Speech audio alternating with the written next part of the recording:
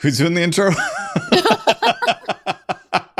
This is the intro. Hey, welcome to ADHD Founders. I'm Jesse J. Anderson, and with me is Marie. Hey. And Sharon. Hello. We didn't start ADHD, but we have it, and we are founders. Founders with ADHD, not founders of ADHD. We were just having a bit of a recap. We all got to meet in person. I think we had plans to record an episode in person, and that just did not happen because we were having too much fun. Yeah, exactly.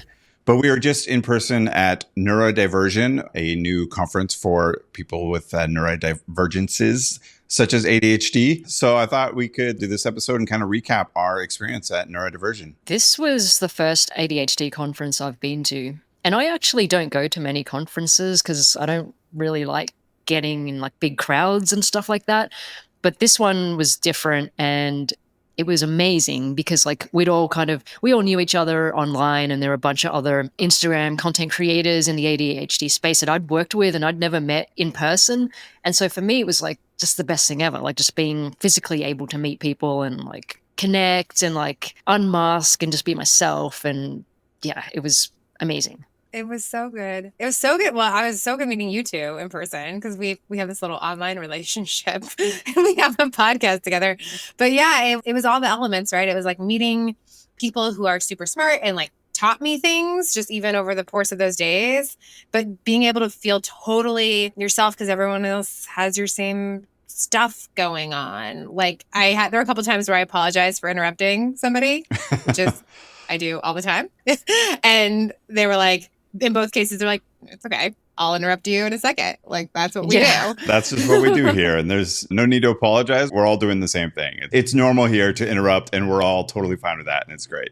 I loved that. In fact, it was quite chaotic because everyone's like, do. Like the conversation was really fast because everyone's like interrupting and like having thoughts build on each other. And it just felt kind of exciting in that sense. I had a blast at this event. So I've done there's like the CHAT International Conference that happens kind of every year. And that was the first conference I've ever done where I like met people that I knew online, like in person. Like that was when I first kind of met a lot of people that I consider really close, like ADHD friends now. And most of those people were at this conference. And so it was amazing. Just like, I feel like we started out like a few years ago when I first met some of these people in person. We had like this little group of like 5 or 6 of us, and then it's just like grown and grown. And then at this one, obviously I didn't never meet you two in person. So that was like amazing. Especially, Marie, we've done like so many podcast episodes together, and we were like talking all the time, and get to actually hang out in person was amazing.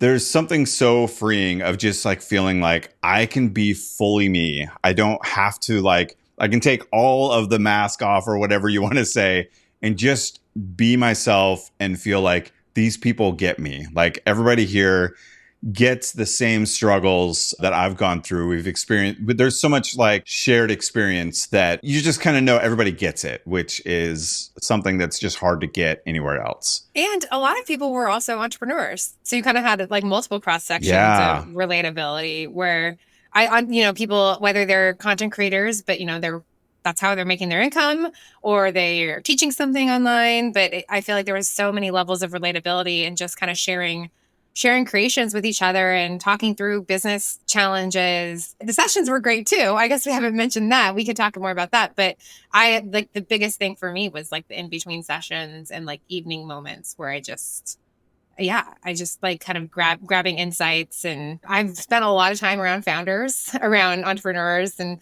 because I have worked in venture capital and I worked at Y Combinator, but like not exclusively ADHD ones. And I don't feel like I have to hide like, I'm bad at email. Don't email me. Like I could say that, and no one's thinking that I'm also not qualified to run my business, because I am. I just am aware that email isn't my thing. I love that. It was a really interesting weekend for me because I actually haven't announced here, but like literally the day before I was supposed to fly out for the conference, I got laid off from my job. And so it was a very weird time. And it was kind of like I would tell people at the conference and like talk about it. And I had this mixed reaction of like some people saying like kind of more what you'd expect, like, oh, I'm so sorry to hear that. Let me see if I have any connections or something like that, which was really awesome and cool. And then I had other people that responded like, almost joyfully like, yay, now you have time to do all these other things you've been wanting to do that you can't because, I've kind of had this problem, quote unquote problem of having a really good job that pays really well. And then like it makes it difficult to do a lot of these other entrepreneur kind of things that I want to do because I just don't have the time. And now I'm like trying to figure out, okay, well, what does that mean if I have the time now because I need income? So how am I going to figure that part out? It was really kind of this exciting exploring my new chapter with all of my like ADHD friends that are so many of them are also entrepreneurs and just getting to sort of like hear that perspective from other people. And I don't know, the timing was really wild for me. I can't remember if I told you, either of you guys at the conference, but I've been laid off one other time in my life. And that was about 10 years ago. And at that point, I had no idea that I was going to get laid off. It kind of came out of the blue, but I had just so happened to have randomly applied for one job and I got laid off. And the very next day got on the plane to fly out for a job interview down in California. And ended up taking that job and worked there for like 9 years. And it was this huge new chapter in my life that happened literally from a plane, like a flight the day after I got laid off. And it kind of feels like maybe that's what's happening now again. I get laid off, very next day, already have a flight booked to go hang out with all of my ADHD entrepreneur friends. Like it feels like it's just like a little too perfect to ignore that. So it was a really interesting weekend for me for that reason, in addition to kind of the other stuff we talked about. I don't think you had said that flight thing. Did you also, like with WavePal, your app that you're working on, like the target audience is ADHDers. So totally. Was that helpful too, to be able to like talk to people about it there?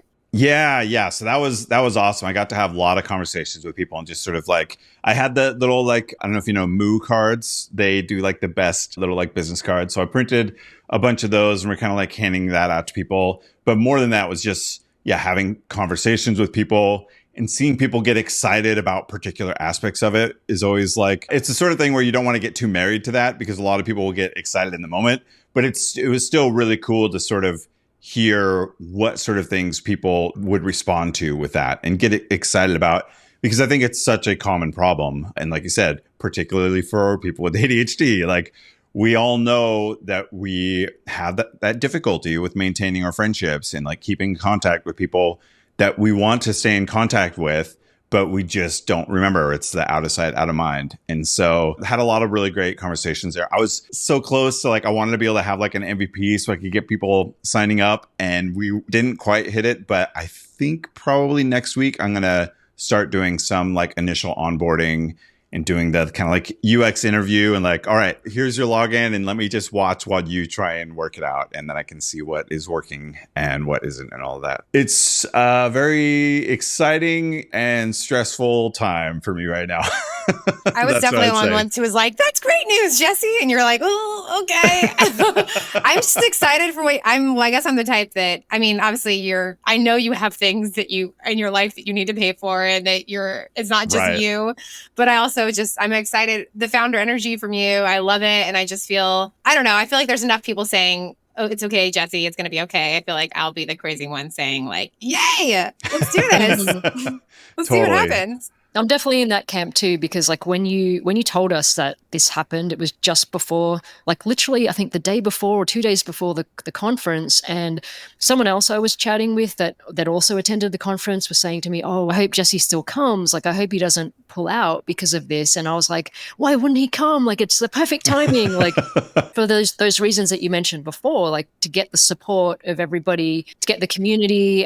You've got this new idea that you could talk to people about. And I was like, yeah, of course. Why wouldn't he come? Like, it's actually perfect timing. And I'm definitely of the camp that, this is an exciting time too. It's kind of scary, but exciting. But I really believe like there are pivotal moments in people's lives and that things happen for a reason. And sometimes you don't see it like when it happens. But like you said, maybe the day after or the week after something random happens and that just sets you on a completely different path. You've got to kind of close one chapter to start a new one. And I feel like that's what's happening with you now. And it's not like you have nothing in terms of like, you've got an idea and you've got an audience and you've built up, your brand and you've got your books and you've got other things that you can build from.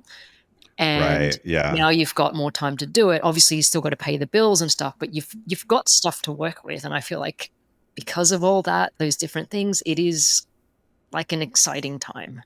We believe in you, Jesse. Yeah, exactly. Oh, thanks, guys. Thank you. Yeah, I was talking with I have an ADHD coach, and this was probably a month or so ago where I was starting to feel like there was some signs that I was like, I might get laid off. I kind of feel like there was nothing super obvious. I was just like getting the vibes of like starting to worry about that a little bit. And one of the things that my coach told me, she said like, well, think about it like this. If you do get laid off, you're not going to be unemployed. You're going to be self-employed. And there's a big difference between the two. And that was really helpful for me to have that perspective of like, that's right. I'm not going to zero. Like I have these side things happening. I have some income coming in. It's not as much. So now I have like a lot more time and a lot less income, but I'm not starting from zero. It's not going to like, now I desperately have to find a job or I have zero income. It's like, no, I have some amount of income and I just need to figure out how to make the number go up and to the right. So you have a specific set of skills. Yeah, exactly. And now you have the fear, which is got to pay the bills. And Yes. I have these skills, so maybe I could do more with them, which again, as team, go Jesse, go. I'm all about. Yeah, there's definitely that urgency that is kicking in a little bit, which is good because that is a strong motivator. You've got huge urgency, you've got huge consequence, and sometimes that combination is needed. For anyone, but if you have ADHD. Particularly when you have ADHD, exactly. You know, everybody's path is different, and sometimes when you're starting your own business, some people choose to do, you know, work part-time and then work on their own business part-time. But for me, I just quit my job because like I quit my corporate job to start my own thing because personally, like I needed that huge consequence, that urgency, that sort of, oh my God, what am I going to do kind of moment? Like I have to do this, light a fire under me kind of thing. I needed that to get going. And I think sometimes you got to go backwards before you can go forward as well. So there is a cost to doing things and you've got to draw the line like where that is. Obviously, like if you've got a family to support, that's super important. But there's always like a little bit of a cost in order to do something like your own business. And you just need to figure out like, you know, what that is and, you know, what you can be comfortable with. Yeah, totally. Well, Marie, you traveled farthest. We flew from Melbourne to San Fran, took about 15 hours, and we had a 3-hour layover or something like that. And then it was like another 7 hours or something. Can you plug the app you were screenshotting for us in the run up to the time difference? Oh, that was the one I recommend. Time Shifter, right? Time Shifter. Yeah. That looked awesome. So this is an app that helps you get over jet lag, and it basically tells you put in your flight details and it tells you like when to try and stay awake, get exposure to light, and when to try and sleep and when to drink coffee. Basically just kind of keeps you on a schedule. I tried that. I think it worked fairly well, but I also did some crazy thing where, you know, I was trying to get on the US time zone before I landed in the US. So I started a week before and I normally get up about 7:30, but I was slowly like going earlier and earlier and earlier. I basically got to the point where I was waking up at 3:30 in the morning to try and get closer to the US time zone so I wouldn't have to adapt as much. So I did that, and that was crazy, but kind of it was exciting. I don't know why, like I kind of enjoyed doing it. Like kind of like biohacking, kind of like it felt like a project. Yeah. And it was I don't know. And I think it helped because the girl I was traveling with, Ari, I think she got hit with jet lag more than I did because she didn't. She didn't do that. You looked very fresh faced to me, and I told you that I thought you were taller because you have such a big personality. I don't know. Like I was like you're shorter than I thought you were, which I guess we decided was a compliment. Yeah, but then Jesse thought I was. Yeah, well, so I had the opposite. A lot of people determined like, oh, you're shorter than I thought you were going to be. And I actually had the opposite because you've said several times that you're really, really short, I think. Right. And so in my head, another person who actually wasn't at NeuroDiversion, but has been in a lot of other ADHD conferences is Katie, who's Katie ADHD on like TikTok and stuff like that. She's really short. And so I was sort of like thinking that you were going to be the same height as Kate. Katie's like a child short. She's like probably the shortest person I know in real life that's above the age of 20. So So you were a little bit taller than that. I was like, oh, you're actually a little bit taller than I thought you were. But I think I'm probably the only one that said that to you. I've had that before where people go, oh, you're shorter than I thought. And like you said, Sharon, I always take it as a compliment because it's kind of like, there is something where taller people have like a bigger presence, or there's even some crazy thing like I think taller people get paid more on average at work in corporate because for some reason it makes you kind of, I don't know what it is, confidence or something like that. So yeah, I always take it as a compliment. People go, oh yeah, you're like shorter than I thought.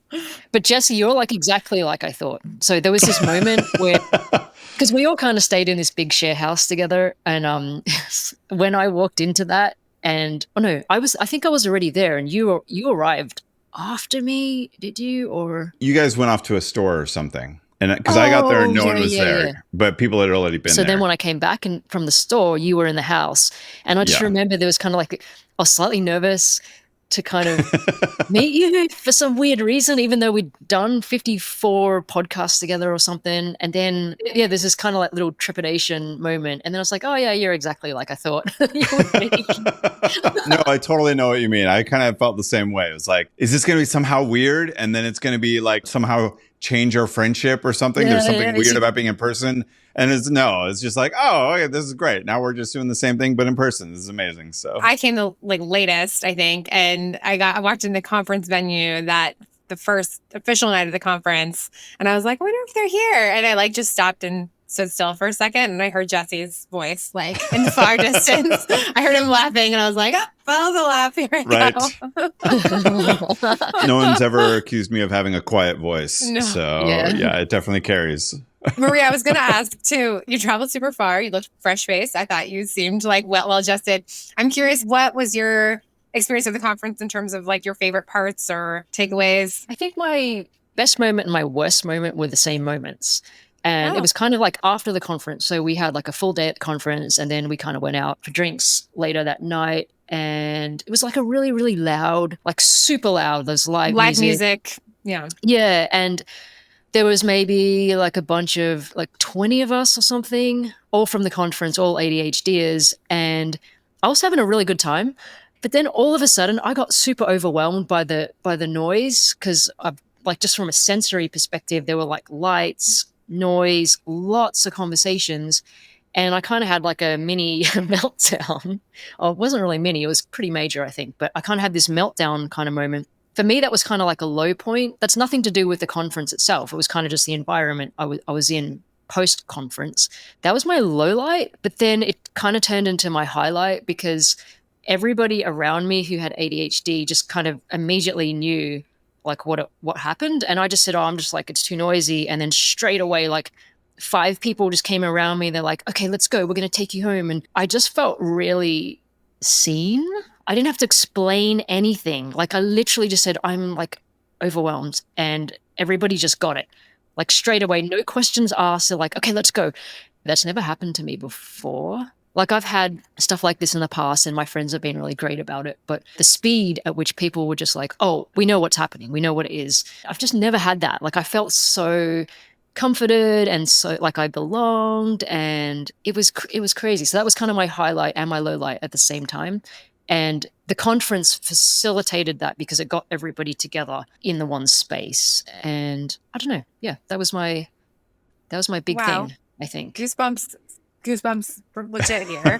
Yeah. And I feel like I should define your meltdown further, because it's not like she flipped a table and was yelling at anyone. She just she said, I'm overwhelmed, and I'm emotional. sure you felt it very big in your body. I know, but yes. That's the actual thing, even adds to what you said, is that you didn't have to explode for people to get what you were saying. It just was, I'm overwhelmed. Okay, got it. Let's get you out. Yeah. It's not that's so funny. Yeah, it's not like I was flipping tables or anything like that. No, I just want to make sure we all are using the same language for a meltdown. You were very sweet. I saw you on your way out after you'd already been very demure.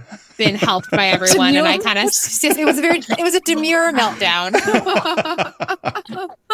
Oh my God, very I kind of saw, because you had gone on a little walk before. You're like, hey, I'm going to go on a walk. And I was like, hey, you want me to go with you? And you're like, I'm just going to go alone. Cool.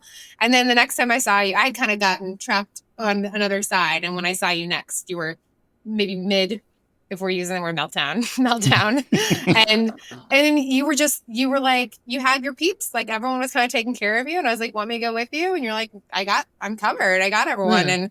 And you like just gave me a message to tell someone. You're like, hey, tell Ryan I said bye. Like you just wanted to. And I was like, got it. Okay. See you later. And I love that, Marie. Thank you for sharing that. Because I think that the overstimulation, that's when I talk about it on social media too, which is where I feel like most of my ADHDers come out of the woodwork to make me feel less alone. When I talk about overstimulation or sensory issues, people often comment like, oh, I thought that was just like an ASD thing, like autism spectrum thing. Or I think it's kind of a misunderstood thing about ADHD or less known, at least. There's this really good image online. It's called the ADHD iceberg. I think we're all familiar with it, where it's, at the top of the iceberg above the water. It's, this is what people think ADHD is, and it's just like focus issues or fidgeting. But beneath the surface, where the larger part of the iceberg is like all these other things that people don't know about, and emotional dysregulation is one of them. And that kind of ties in very strongly with sensory issues. And like you said, Sharon, like a lot of people think sensory issues are an ASD thing, which it is as well. But for ADHD, it's kind of this issue where you have a problem of filtering out all the stimuli coming in. And that can cause some attention issues because, how do you direct your attention? And this is like a really common thing. Like, it's not that we don't have the ability to pay attention. It's like, which things are we paying attention to? What's that thing they always say? It's not like attention deficit. It's attention surplus. It's not that you can't focus. It's just like you're focusing on everything. Yeah, exactly. Yeah. Or like attention dysregulation, that sort of thing. Yeah. And so sometimes when you're getting lots of different stimuli, whether it be noise, it can be noise, sound, sometimes it's smell, it's touch. Usually I'm okay. Usually I can kind of like manage it, but I think I've been kind of tired recently and, just stressed with the business as well. So normally I'm okay. Like I don't normally have this kind of big thing where it tips over, but I think just business stuff, and there's a lot of changes with Llama life at the moment. We mentioned in a previous episode, we used to be a team of 3, me and 2 other people, and now it's just me again. So there's a lot of pressure to do stuff. I think that's kind of been weighing on me a bit. That and just other sort of personal stuff, like it kind of all built up. And yeah, so it was kind of like this big thing for me. But like I said, I felt like I was in the right place for something like that to happen. It felt just very almost natural in a way. Everyone was like, no big deal, really. And everyone behind your back also thought it was no big deal. I can vouch. Like I was like, oh, where'd Marie? Oh, like where'd Marie go? Oh, she was overstimulated. Yeah. Right. And that's all you need. People get it. It was so nice. Yeah. Well, I mean, it was a long day and it was really, really loud. I can vouch for that. It was definitely really loud. I missed the demure meltdown or whatever we're calling it because I showed up a little bit later. But it was very, very loud there for sure. Yeah. And there was like a loose possum or something. I don't know. There was an actual live animal with a long tail that's larger than a rat. I got a picture of it, like a very blurry picture, but we all just like jumped on the tables and it was just kind of like, all right, when you're in Austin, apparently like armadillos and whatnot are going to walk by. Right. That was, there was a lot going on. Yeah. I think conferences in general, I'm an extrovert. Conferences in general don't sound appealing to me. Like you guys told me to go to this. I probably wouldn't have gone if you weren't saying like, hey, you should go. And because that thought of like talking all day and meeting new people all day is a lot. And I think like I had an anxious, it's funny, anxious is my word for it. That's most at the ready because for my whole life, doctors told me I had anxiety and didn't have ADHD. So I think that the word I used to use as anxiety, which is, overstimulation can feel a lot like anxiety. Yeah. Mm-hmm. I was sitting in a session and I was kind of confused about something going on stage, and kind of when you're surrounded by that many people and you kind of feel maybe lack of control can strum up that anxiety, I think, as well, when you don't really have an outlet, and you can't not see everything. I think that's my thing with ADHD is I literally hear everything, see everything. So if I'm in a room of people, I know that the person to my left dropped their pencil. I know the person up on stage. Like I notice the mannerisms of people. Like, so if someone on stage is like has a microphone and the other person wants the microphone, I'm like aware that they want it. And I'm like, that right. person, is someone going to give them the microphone? Like, I just can't not see those things. And so I can get like that sometimes too in these like, these situations that you don't have complete control. Yeah, I talk about that in my book, just like being in a coffee shop and like someone like talking with your friend, but also you're paying attention like, did that kid over there just like bumped his head? Does his mom notice that? Oh, I think the people over there are they breaking up? It looks like maybe they're breaking up. And actually like the wall over here is like kind of a brick wall texture. That's really interesting. Could I have a brick wall like that in my house? Is it a real brick wall? Like that's my brain's like all this is happening. And then suddenly realizing, oh, my friend is no longer talking and they're just staring at me and they do not look happy. Yeah. Getting kind of just, it's so easy. I feel like to get overwhelmed with, because there's always things happening all around us like all the time. So it's really hard to not pay attention to that because we don't have like, that's one of the difficulties with ADHD. We like don't have that brain assistant that's like telling us like, hey, this is the most important stimulus happening right now that you should be paying attention to. And instead we're like, but there's so many other ones that I want to pay attention to and they all seem important. So definitely relatable. There's this like theory that, in caveman times, like ADHD is actually a very valued skill. Yes. And that we would have been great as like the hunters. Like when you think of hunter-gatherers, we would have been great as hunters because like when you're hunting an animal, like you need to see everything. Like you want to know if there's like a little bit of movement in the bush over there, or like what's happening or when to make the right move. And that's a skill that we have because we notice everything. Or avoiding predators. Oh, there's a saber-toothed tiger to my left. Yeah. Better do something about that. Better move. But, like in today's society, like that's not really a skill that we might need in everyday occurrences, like in the coffee shop. Or a classroom or, more specifically. That was actually, I feel like that was a big theme in talks in general. I mean, we've all talked about this too, but like so many people's story, like their ADHD story or how they came to be aware of ADHD, and which I think they now all see as a superpower. And, they're sitting on stage at a conference about it. But like so many just classroom tales of teachers telling you talk too much, which of course is like just the bare minimum. But like Cass from Clutterbug shared this amazing story. But one specific note was that the teacher literally put her desk outside the classroom and she just wasn't allowed in the classroom. Desk in the hallway club. I was part of that club too. Yeah, it was just how do you learn? Like physically? You got put out? Physically moved the desk into the hallway and like I can't remember exactly. I feel like it was like, come back from recess and like, you go to your desk out there and here's some work you can do for the next hour and a half while we in here actually do learning or whatever. It was wild. Oh, wow.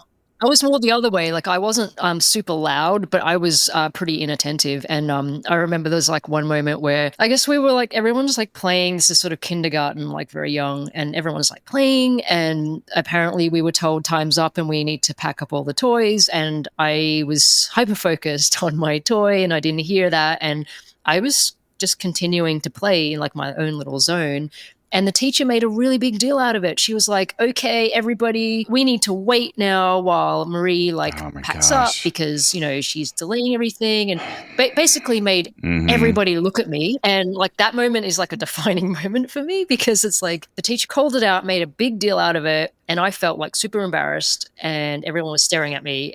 And yeah, I thought that was like really like not cool. Bookmark, I think we got to do a full episode on like childhood traumas related to ADHD because I feel like there's so many, and I think it's so helpful to hear them because you're like, oh my gosh, not just me, and also just makes you want to advocate so badly for children today and your own children in my case and Jessica's kids too, that like I don't want their differences in their brain to allow them to be sent out of the room, like That's not okay. It had like a really big impact on me. I must have been like 5 or 6. But after that, apparently I didn't want to go back to school. I do remember this vaguely, but I'm sort of, half of it is my mom telling me and half of it is me remembering. You know how like sometimes it's hard to know like what your real memories are. But apparently, like, I didn't want to go back to school after that. Every day was like a massive hurdle. Like there was a lot of crying and a lot of like, I don't want to go. And in the end, my mom had to volunteer at the school in the class because I didn't want her to go. So she would take me and she would like stay in the classroom for a few hours and like volunteer and help with the kids and stuff and then leave. But apparently it was like such a big issue. And it was from that moment, that one incident where everyone was staring at me and, you know. Oh, man. Yeah, the impact that teachers can make is just so huge. Yeah. Teachers, parents, doctors. Yeah. Such an important role. I mean, and I think that's what an event like the one we went to is partially trying to do, is make these things more in the common consciousness and so that we can totally stop it. Just a few things I wanted to say about the conference that I thought was really cool that they did.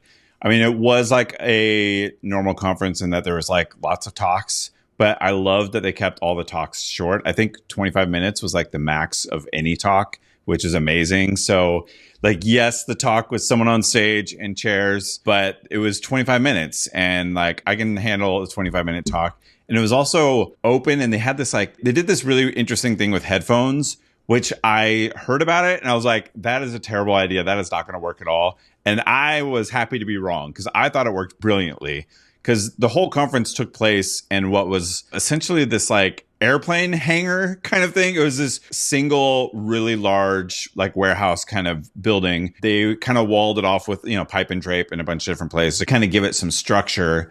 But they had 3 different talks happening at the same time for like the breakout sessions.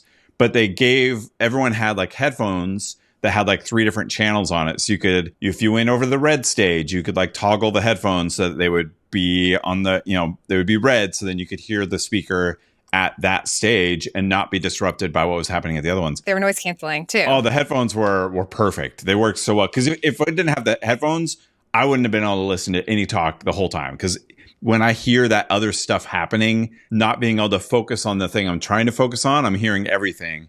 And so those headphones really were like a lifesaver for me, especially because I can't sit still in my seat for that long.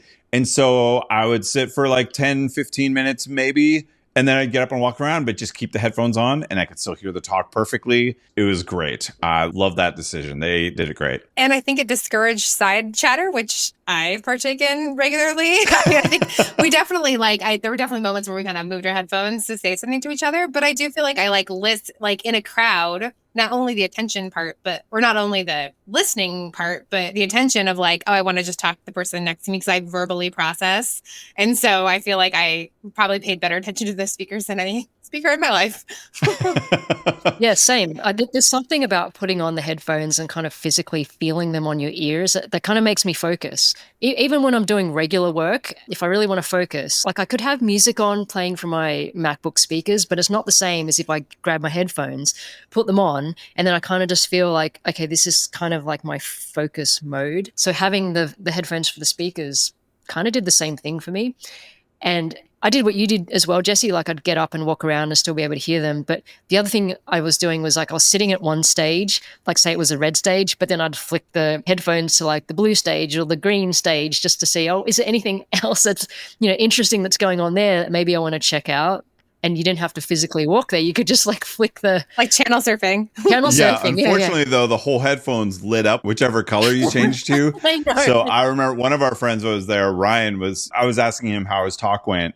And he was like, it was going really well. And then with 10 minutes to go, someone near the front flipped to a different color. And it was like, all I could think about was, what did I say that made this person change the channel away from me? But the speakers also have ADHD and or other neurodivergencies. Were you that person? You were that person for another speaker. Oh no. Somebody else. I was in Ryan's talk and I was at the front and I did not do that. That's good. That's good. I mean, I think Maria would not have done that in the front row. I'm always in the back. I'm always in the back too. That's like, even at university and stuff, I'm always the one that snuck into the lecture right at the back because I want to be able to get up and leave. Like, and I don't want to disrupt Yes, everyone. exactly. I don't want to be trapped. I don't want to be I don't want stuck. to be trapped. Oh, Like, that's like, oh my there's gosh. such a, I feel like if you're at a conference like this and you go into a talk, you kind of peek in, and then somebody you know is like in the front row and they're like, hey, come sit with me. I'm like, this is my worst nightmare, because now I have to deal with like saying yes or no to this person, but then I don't want to be trapped. I'm like, oh no, nightmare scenario. What do I do? Right. Well, in this one specifically, because I guess I didn't come into it friends with all these speakers, but a lot of the people who I became friends with at the conference were speaking.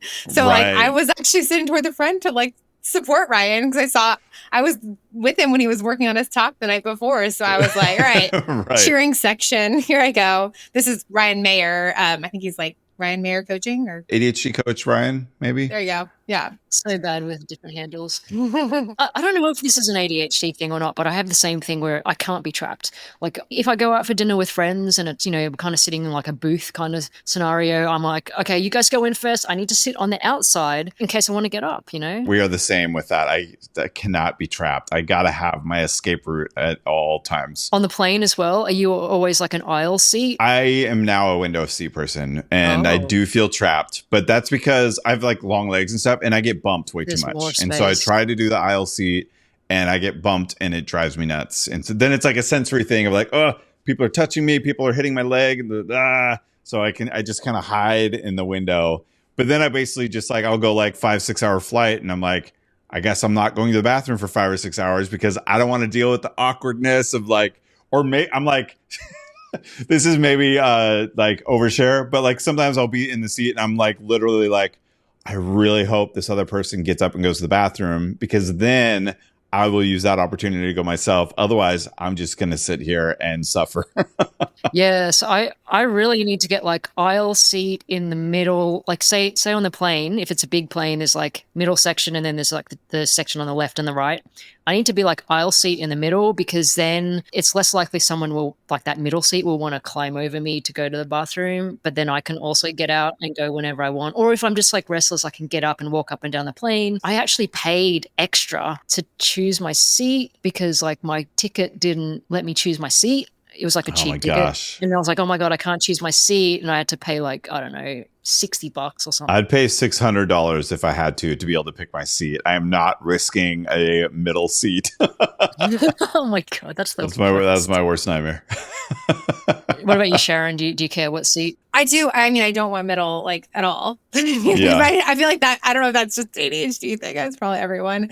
I can do window or aisle, because I think window, I feel like I can like lean into something, like lean away from the action, where I feel like on aisle, you don't have anywhere to go. I guess I don't feel that bad about making people move for me. Sometimes they're asleep and you got to wake them up. Oh, if they're asleep, I would hesitate. But yeah, I think that, I mean, basically for me, flying without my kids just feels like I'm like in Tahiti. So like, I feel like when you guys were talking, I was kind of like, did I have that feeling at all? No, I felt extremely calm because I had no one to take care of. I didn't have to have any extra bags and like all this stuff to keep track of and be afraid if I lose it, or make sure they have stuff downloaded on the iPad, because if they don't, well, you're absolutely screwed. And so, and then like downloads expire. Oh my gosh. Yeah, that'll get you. So I felt like I was like, just easy breezy. I was happy the whole trip for that reason. Love it. It is an ADHD nightmare flying. Like you should have seen me and Ari at the airport. Like when we started, she's like, okay, can you, because we had to switch, we had a layover and we had to like get our bags and then like re-check in to another flight. And she's like, okay, when we get to this, San Francisco, can you do it all? Because like, I can't do it. Like, I don't know. It's too overwhelming for me. And I was like, do you know who you're talking to? Because like, I can't do it either. So I was like hoping you would do it. So I could just follow you. And she's like, no, I was hoping you would do it. And I'll just, and I was like, okay, we can do it together. And it was like such a nightmare. We were just like, where are we going? The blind leading the blind. Yeah. And then we're both like walking through, because the airport's kind of loud, right? There's a lot of stuff going on. So like we're walking through the airport and like I've got my sunglasses on because it was like too bright, and I've got like noise canceling headphones on, and Ari's got her sunglasses on, and we're like, oh my God. We get to the gate and it was like so many people, and we're like, okay, we're not going to sit here. We're going to go sit at another gate because it's not crowded there. And we're just chilling there with our sunglasses on, not trying to be Just cool, but looking- just trying to but like you look cool. yeah. And then we are like, okay, cool. Like we need to board now. And so we get up and then we go join some queue to board. And it's like the wrong queue. It's like the wrong gate. And we're like, oh my God, like we were just about to spend 5 minutes in this queue where our one's like, you know, down the hall. And it was just like a nightmare, but we got there in the end. It was so much fun. And yeah, I mean, they're doing the conference again. So if our ADHD account, which was all over the place of an ADHD conference, sounded cool, then you should go next year and hang out with us. Yeah. I'm definitely up for more. It was so much fun and just so great to meet everyone. And maybe next year we'll actually do like a live recording there, like we had sort of planned to this time and didn't actually happen. At one point, one of us, I think Marie, were like, actually, are we going to actually try to? And we all just kind of looked at each other and we're like, no. We just were having, I mean, there were like, but we did actually bring lavalier mics with the intent. We brought the stuff. Yeah. We just didn't actually use it. Yeah. Well, I think that's it for this week, right? Awesome. Well, Marie, where can people go to find out more about what you're doing online? You can go to llama.life.co. That's llama.life.co online, and at 3 Hour Coffee on social. Spelled out the word 3 Hour Coffee. And where can people find you, Jesse? You can find me online at ADHD Jesse on all the socials, and extrafocus.com is my ADHD newsletter. Oh, and wavepal.app. That's the app that I'm building. It's not live yet, but you can get on the... Oh, I just heard somebody recently use want list instead of wait list. And I like that because it's more fun to like want something than to wait for it. So you can join the want list at wavepal.app. And Sharon, how about you? Where can people go? Yeah, I was just happy. I like Jesse getting used to plugging his app. It's so exciting. Yeah, Shelpful. It's S with helpful behind it. And where I'm at Shelpful on socials, shelpful.com. And of course, make sure to follow this podcast at ADHD_Founders on all the places, because we post clips of the episode and you can see a picture of us wearing the colorful headphones. If you wondering you what can that see looked what like, we're talking about. Exactly. if you look on our Instagram. So there's that too. Cool. Thanks, everyone.